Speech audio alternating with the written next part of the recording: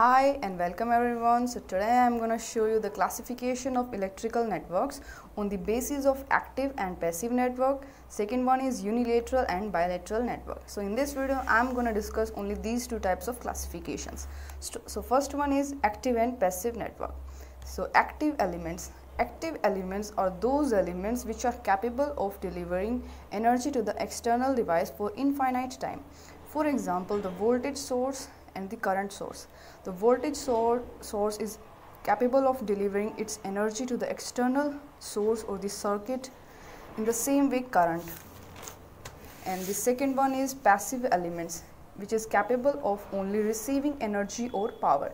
Means they can just receive the power, they can't deliver their power to the external source, like the resistor, capacitor, inductor. Resistor dissipates energy in the form of heat, and capacitor and inductor stores the finite amount of energy in them. So they are also known as energy storing device, like the capacitor and the inductor. Then the second one is unilateral and bilateral network. Bilateral elements are those elements in which current can flow in both the directions. For example, see, in the resistor it can come from this side also and from this side also, and in the same way in the capacitor and in the inductor. And this is known as bilateral. Bi means two, means from both the sides current can flow. And the second one is unilateral elements, in which current can only flow in the one direction. For example, diode and transistor, in which the current can flow only in the one direction. And I hope that you have understood. So let's revise for one more time.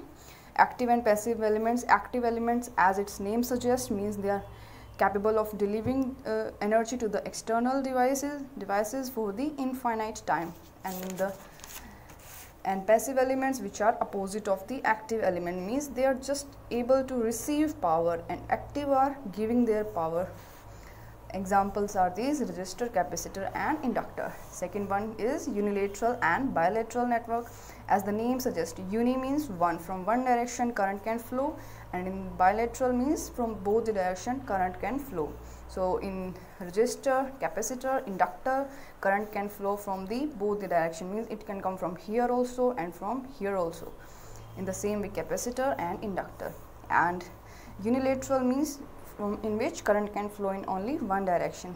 The example is diode, means the current can only come from any one direction. If it is coming from this direction, it can't come from this direction. Only one direction is preferred, means from one direction current is coming. And in the same way transistor. So thank you guys, and I hope you have no doubt in these terms now. And still, if you have some confusion, you can ask from me in the comment box. Thank you.